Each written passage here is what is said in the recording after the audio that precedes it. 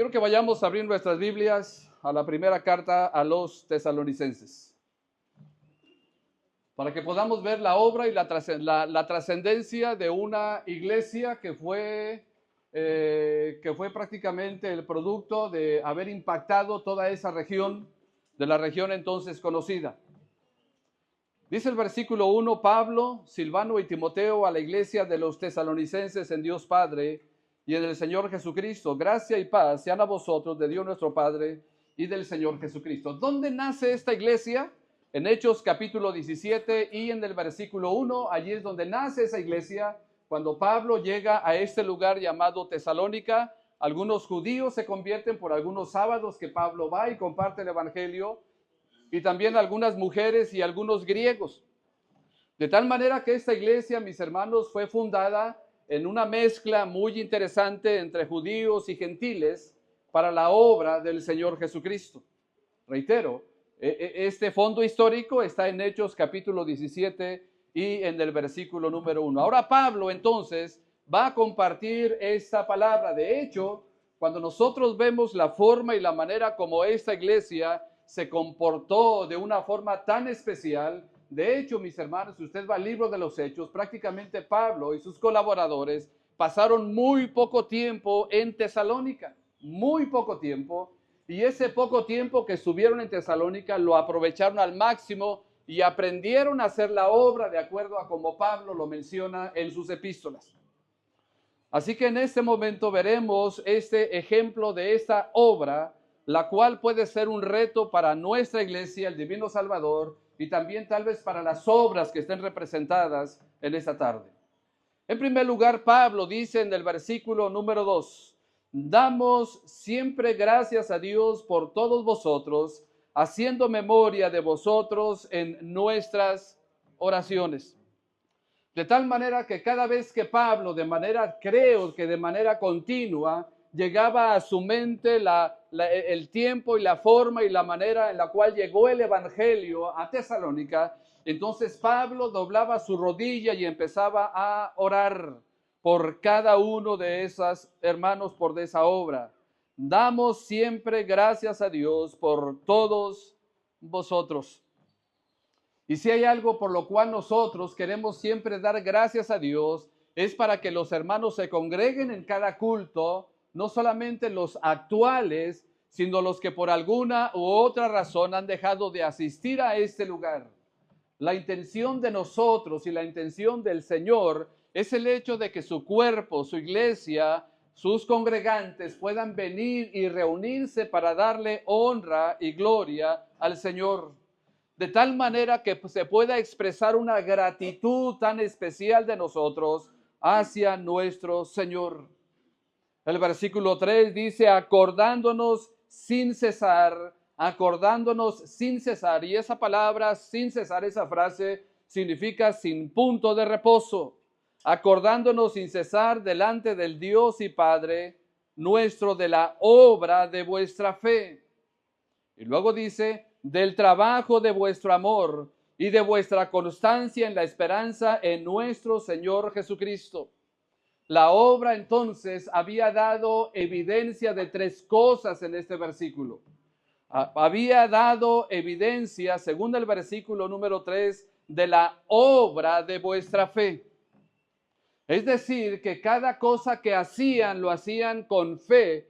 La palabra fe que aparece aquí no es una palabra que se traduce a enseñanza o se traduce a doctrina, sino a una confianza y a una fe, a un creer precisamente en Él. Y Pablo entonces, a través de los años, podía recordar esta iglesia y recordarles y decirles, acordándonos sin cesar delante del Dios y Padre nuestro, de la obra de vuestra fe. Y esto es interesante, mis hermanos, porque Pablo utiliza aquí dos términos. Utiliza obra, que significa acción, y utiliza fe, que significa algo que es dentro de cada uno de nosotros. En algún momento Santiago dice que la fe sin obras es muerta. Así que tú muéstrame tu fe por tus obras y yo te mostraré mis obras por la fe. Y eso no significa que hay una discrepancia entre la fe y las obras. Pero Pablo está recordando la buena obra de la fe, de la obra en la iglesia de Tesalónica.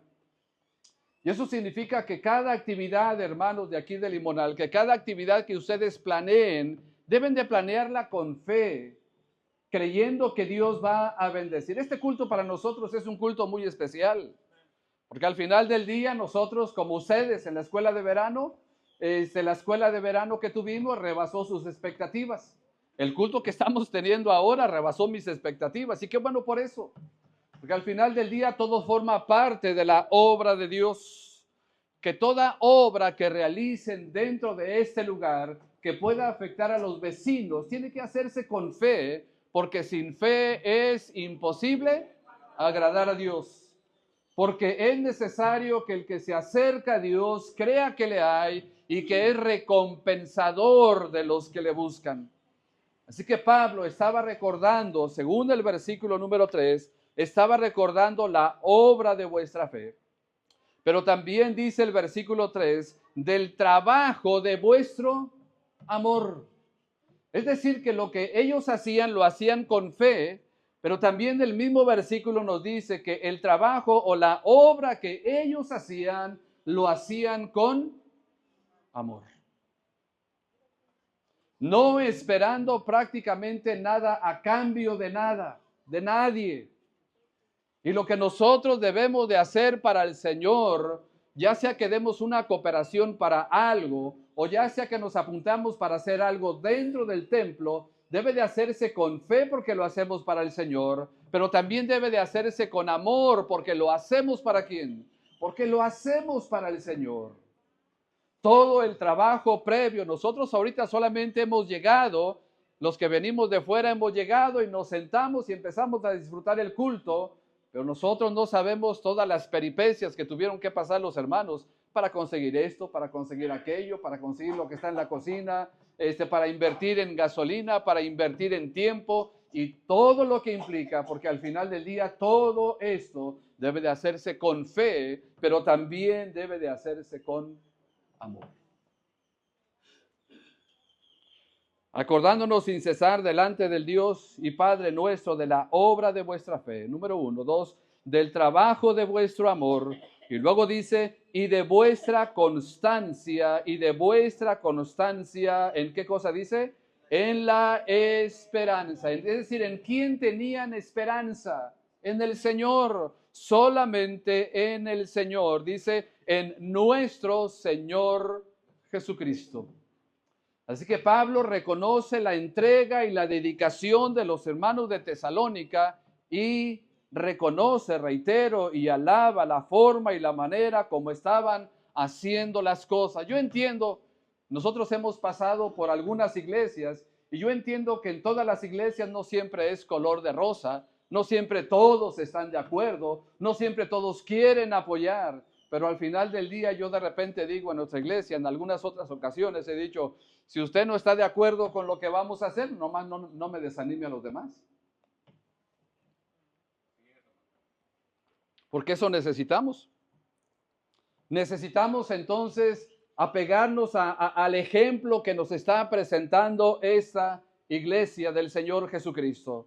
Dice el versículo de vuestra fe, del trabajo de vuestro amor y de vuestra constancia. Significa entonces que debemos de ser constantes, que debemos de ser perseverantes y que si ahorita tal vez relativamente somos pocos en esta obra, que debemos aprender a ser constantes porque al final del día Dios puede bendecir la constancia de ustedes.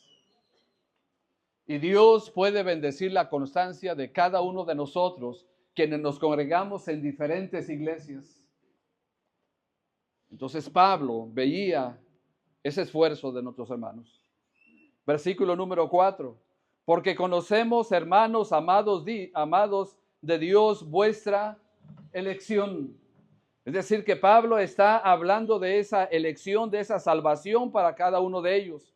Porque conocemos, hermanos amados de Dios, vuestra elección. Luego dice el versículo número 5, pues nuestro evangelio, y no que fuera algo como de Pablo, porque Pablo nunca se adjudica a sí mismo el evangelio. Pablo entiende que el evangelio es de Jesucristo pero identifica de esa forma porque Él vino y compartió ese evangelio. Por eso dice aquí, pues nuestro evangelio, nuestra enseñanza, nuestra predicación de muerte, sepultura y resurrección de Cristo, pues nuestro evangelio no llegó a vosotros en palabras solamente.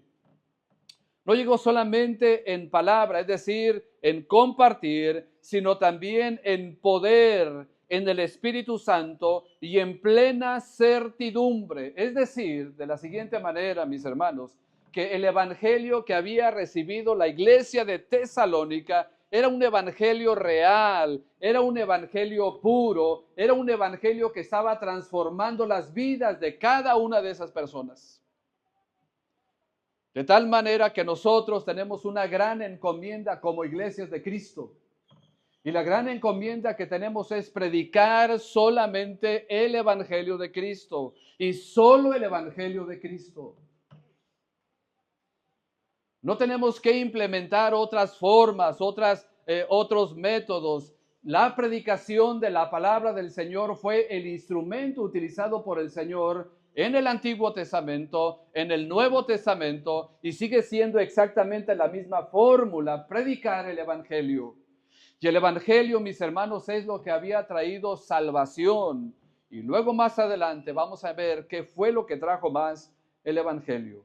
Pues nuestro evangelio no llegó a vosotros en palabras solamente, sino también en poder, es decir, en capacidad, en la autoridad, en el Espíritu Santo y en plena certidumbre, como bien sabéis, cuáles fuimos entre vosotros por amor de vosotros. Versículo número 6. Y vosotros, una vez habiendo llegado ese evangelio a ustedes, dice el versículo 6, y vosotros vinisteis a ser imitadores, ¿de quién dice Pablo? Y vosotros vinisteis a ser imitadores de nosotros, ¿de quién? De nosotros. Volvemos al capítulo 1 y el versículo 1, solamente para dar una orientación. Pablo, Silvano y Timoteo, a la iglesia de los tesalonicenses, en Dios Padre y en el Señor Jesucristo, gracia y paz sean a vosotros de Dios nuestro Padre y del Señor Jesucristo. La pregunta es esta: ¿quiénes encabezan la lista de esta carta? Pablo, Silvano y Timoteo. De tal manera que cuando Pablo les dice allí en el versículo 6, y vosotros vinisteis a ser imitadores de nosotros, ¿en qué área? ¿En qué campo fueron imitadores? Fueron imitadores en el campo del evangelio. Mis hermanos en Cristo, siempre debemos de imitar lo bueno, porque todos tenemos cosas buenas que pueden imitarnos. Y todos tienen cosas buenas que podemos imitarlos también a ustedes. Pero la pregunta es, ¿también tenemos cosas malas? Sí, también tenemos cosas malas. Pero ¿a cuál le da uno más importancia? La realidad y la triste realidad es que le damos más importancia ¿a qué cosa? A los malos ejemplos, a los malos testimonios, a lo que realmente no edifica, de tal manera que lo que realmente edifica está siendo opacado. Pablo dice, y vosotros vinisteis a ser imitadores de nosotros, pero no solamente de nosotros. Por eso después Pablo dice, y del Señor. Ahora, quiero hacer una observación aquí en esta frase. ¿Por qué Pablo dice, y vosotros vinisteis a ser imitadores de nosotros y del Señor? ¿Quién está en segundo lugar ahí? En el orden que está aquí, ¿quién está en segundo lugar? El Señor. La pregunta es, ¿no debe estar en primer lugar? Sí, debe de estar en primer lugar el Señor. Pero ¿cuál es el orden que menciona Pablo aquí? ¿Sabe por qué? Porque cada uno de nosotros tenemos un compromiso de ser buen testimonio y de buen ejemplo para los demás. Es decir, nosotros con nuestro testimonio y con nuestro comportamiento, con nuestras acciones y con nuestras reacciones, prácticamente lo que estamos haciendo es, estamos evidenciando de que realmente Cristo no tiene el control de nosotros. Y que la carne tiene más el control de nosotros. Por eso, antes que la gente vea a Cristo, ¿a quién va a ver? A nosotros. Primero nos va a ver a nosotros. Y si de repente nos ve haciendo males, teniendo mal testimonio, peleándonos entre nosotros, al final del día esa gente va a decir, ¿para eso quieren que vaya yo a esa iglesia? Por eso el orden está bien. Porque al final del día lo primero que la gente ve cuando se le testifica de Cristo no es meramente a Cristo, sino a nosotros. Por eso el orden que pone Pablo aquí es interesante. Y vosotros vinisteis a ser imitadores de nosotros y del Señor Jesucristo. Dice el versículo, recibiendo la palabra en medio de, ¿qué cosa dice? De gran, no solamente una tribulación así leve, pasable, no.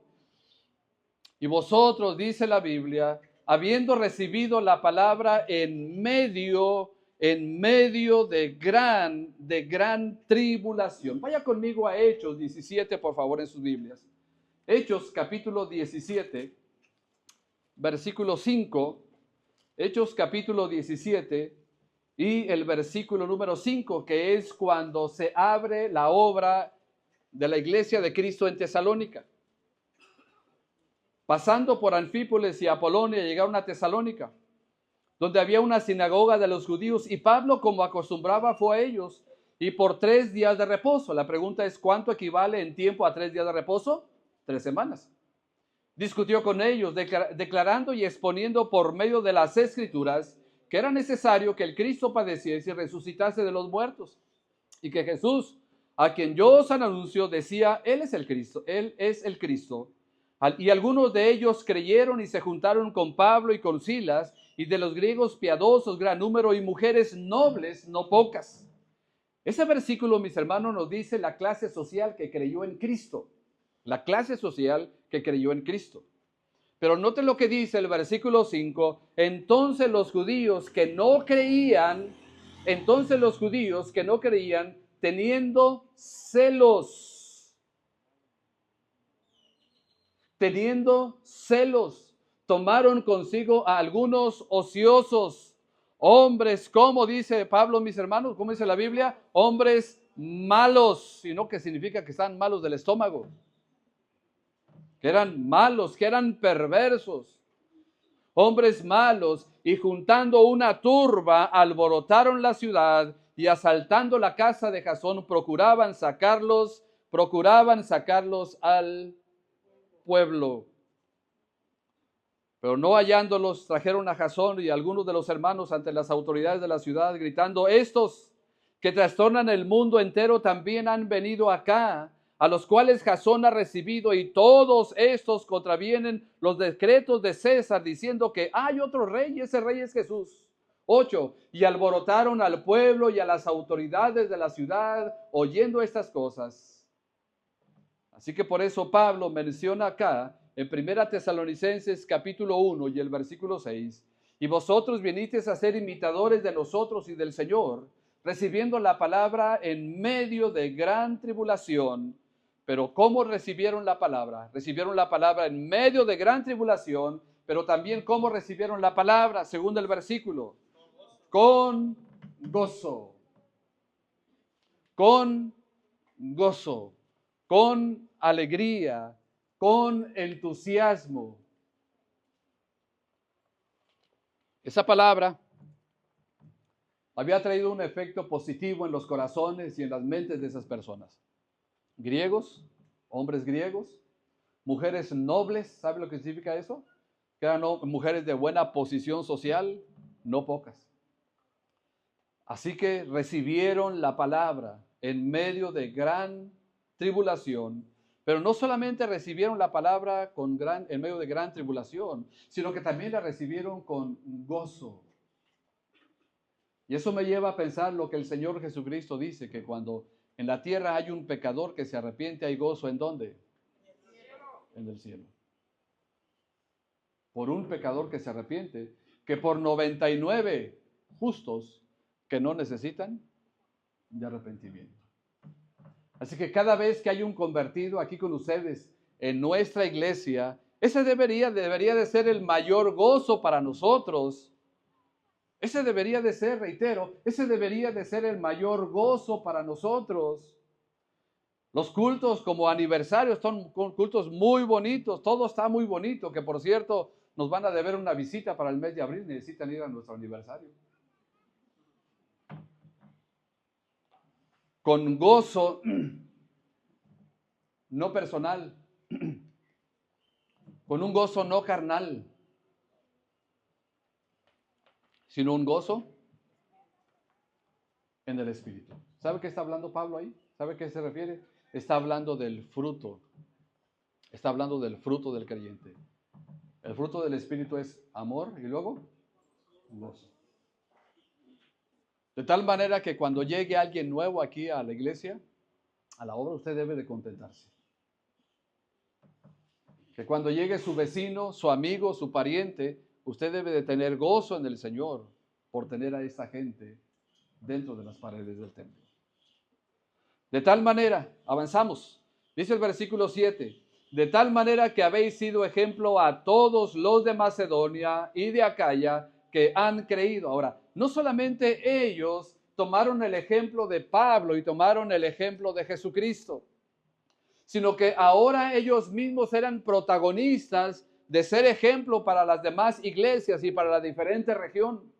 La verdad es que ellos no procuraban, ellos no lo hacían con la intención de ser reconocidos. Ningunas iglesias de Cristo estamos en competencia con otra iglesia de Cristo. No hacemos las cosas para que los demás nos vean. Hacemos las cosas porque debemos de hacerlas para el Señor y porque tenemos ese ejemplo de Dios en su palabra. Esto que hemos hecho y que esto que se ha programado de los hermanos, no es para que la gente en ese sentido, para que las demás iglesias vean. No, hermanos, esa no es la intención. La intención verdadera y correcta es glorificar el nombre de Dios. Y en base a eso, como consecuencia, va a irradiar el testimonio, dice el versículo, de tal manera que habéis sido ejemplo a todos los de Macedonia y de Acaya que han creído. Cuando Pablo dice aquí que habéis sido ejemplo, es porque de alguna manera las demás regiones estaban tal vez viendo lo que hacía la iglesia de Tesalónica. Y la iglesia de Tesalónica simple y sencillamente no lo hacía con la intención de ser vistos. Yo no estoy compitiendo con ningún pastor. Nosotros no estamos compitiendo con ninguna iglesia, con ninguna obra. Simplemente lo que queremos hacer es hacer la obra y punto. Eso es lo que queremos. No hay más. De tal manera que habéis sido ejemplos a todos los de Macedonia y de Acaya que han creído. De tal manera, mis hermanos, que fuera un ejemplo para otras obras. La razón, versículo 8. Porque partiendo de vosotros ha sido divulgada la palabra del Señor desde Tesalónica. Porque partiendo de vosotros ha sido divulgada la palabra del Señor, no solo en Tesalónica o no solo en Macedonia y Acaya, sino que también en todo lugar vuestra fe en Dios se ha extendido. ¿Se da cuenta? ¿Se da cuenta cómo dice el apóstol Pablo aquí? Sino que también en todo lugar vuestra fe en Dios. Pero no solamente se refiere a la fe en Dios, sino que también se refiere a los versículos anteriores, lo que dice el versículo 3, acordándonos sin cesar delante del Dios y Padre de la obra de vuestra fe y del trabajo de vuestro amor y de vuestra constancia en la esperanza. Porque partiendo, versículo 8, porque partiendo de vosotros ha sido divulgada la palabra del Señor no solo en Macedonia y Acaya, sino que también en todo lugar vuestra fe en Dios se ha extendido. Y Pablo pudo experimentar en cada uno de esos lugares lo siguiente. Mire lo que dice al final de este versículo 8. De modo que nosotros, de modo, así, de esa forma, lo que está diciendo Pablo, de modo, así, de esa forma, de modo que nosotros no tenemos necesidad, ¿cómo dice? De hablar nada. ¿Quién estaba haciendo la obra sino la iglesia de Tesalónica en esos lugares? a consecuencia de su entrega, de su trabajo, de su constancia, de su amor. De tal manera que cuando Pablo llegaba a determinado lugar decían, ah, sí, nos acordamos de los hermanos de Tesalónica. ¿Cómo hacen eso? ¿Cómo el Evangelio? Es decir, todo resultó en bendición para todos los demás. La intención, en el sentido correcto de la palabra, mis hermanos, es que este lugar pueda impactar los lugares vecinos. Y que pueda decirle a los lugares vecinos que hay un Salvador, Cristo Jesús. Y que pueda ver las vidas de ustedes, hermanos, de este lugar y las nuestras también, en diferentes lugares. Y que puedan ver las vidas nuestras realmente transformados por el Evangelio de Cristo. De modo que nosotros no tenemos necesidad de hablar nada. ¿Por qué? Dice el versículo 9.